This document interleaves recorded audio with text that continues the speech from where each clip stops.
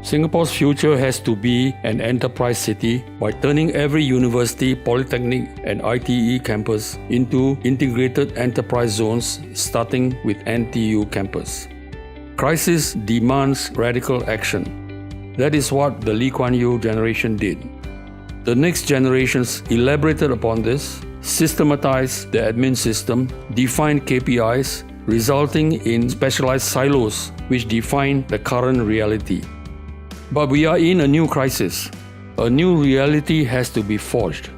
Macroeconomist Larry Summers calls this new reality a global crisis, secular stagnation. We need integrated action plans to deal with this. The creation of enterprise campuses has to do this by integrating all the strengths this country has together to foment a robust regional economy to survive the current supply chain shocks upon which we depend entirely. All our universities, polytechnics and ITE campuses must therefore become enterprise hubs. We need MOE, MND and MOF to drive this change. This proposal is made by a pioneer group of Singapore-trained architects, all in their 80s, who now want to contribute to Singapore's new future in answer to URA's call for master plan ideas.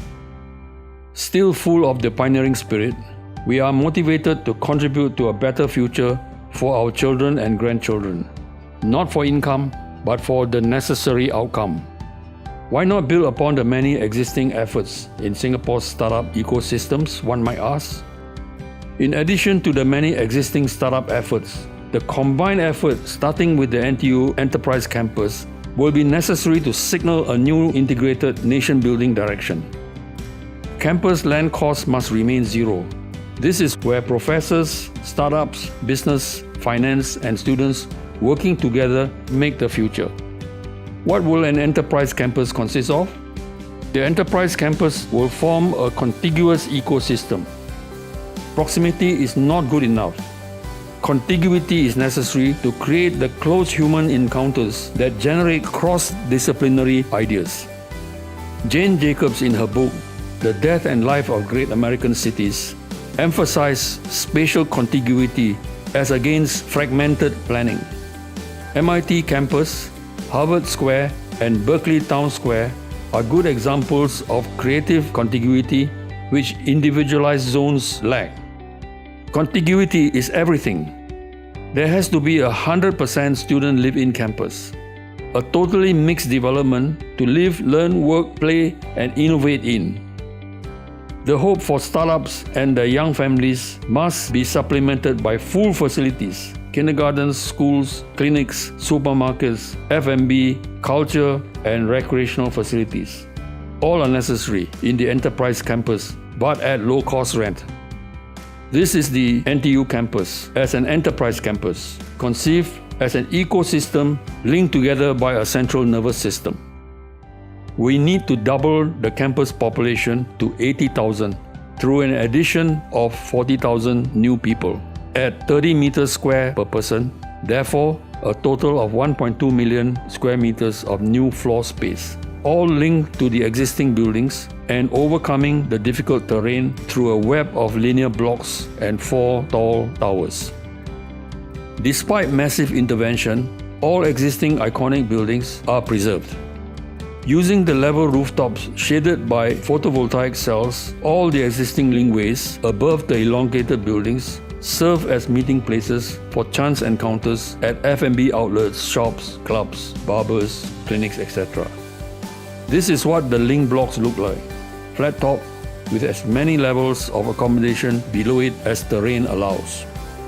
Link bridges across existing roads.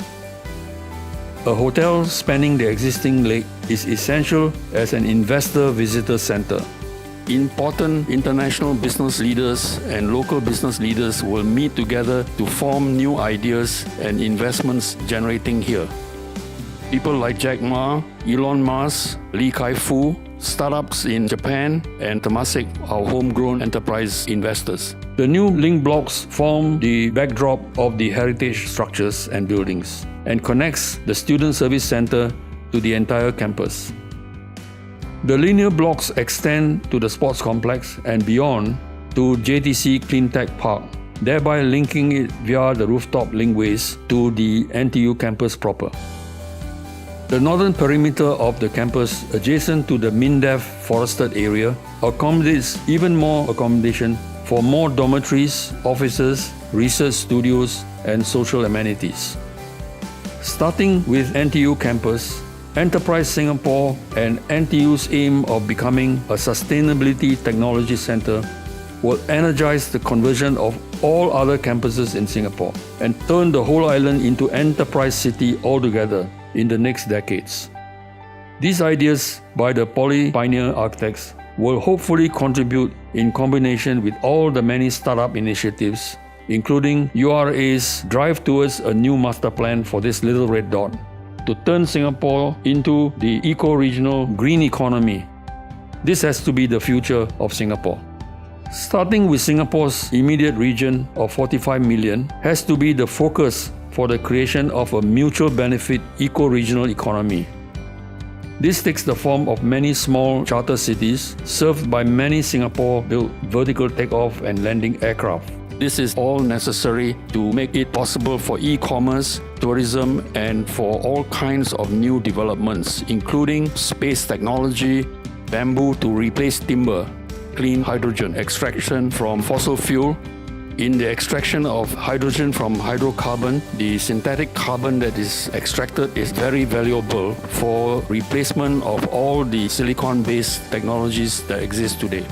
Singapore's economy depends on the global economy. Larry Summers calls it secular stagnation. This is the crisis that we must face. Crisis has always challenged Singapore's existence. Our leaders dared, and so we succeeded in the past. We must now dare to succeed in the future.